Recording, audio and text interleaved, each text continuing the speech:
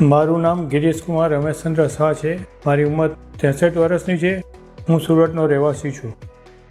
મને પહેલાં ખાંસીની તકલીફ ઘણી હતી. એને લીધે ખોરાક બેક મારતો હતો. આના માટે અસ્થમાની દવા ચાલુ હતી.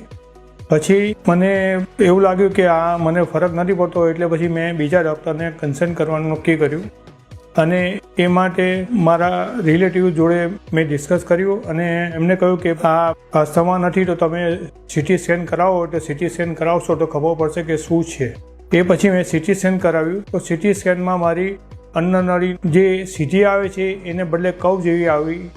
એટલે પછી મારા રિલેટિવ ડૉક્ટરે કહ્યું કે તમે ગેસ્ટ્રો સર્જનનો કોન્ટેક્ટ કરો.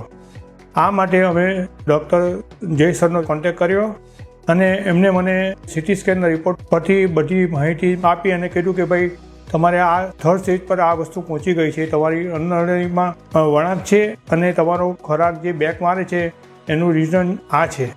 એમને કારણ સમજાવ્યા પછી અમને અનુકૂળ લાગ્યું. એટલે પછી અમે એમને કહ્યું કે સાહેબ તમે જે કરવું એ કરી શકો છો. એટલે પછી એમને કીધું કે આપણે આના માટે દૂરબીનથી ઓપરેશન કરવું પડશે. તો મેં એમને હા પાડી અને 3 માર્ચના રોજ મેં ઓપરેશન કરાવેલું અને બીજે ને ત્રીજે દિવસ મારી પોતાની ક્રિયા જાતે કરતો થયો હતો.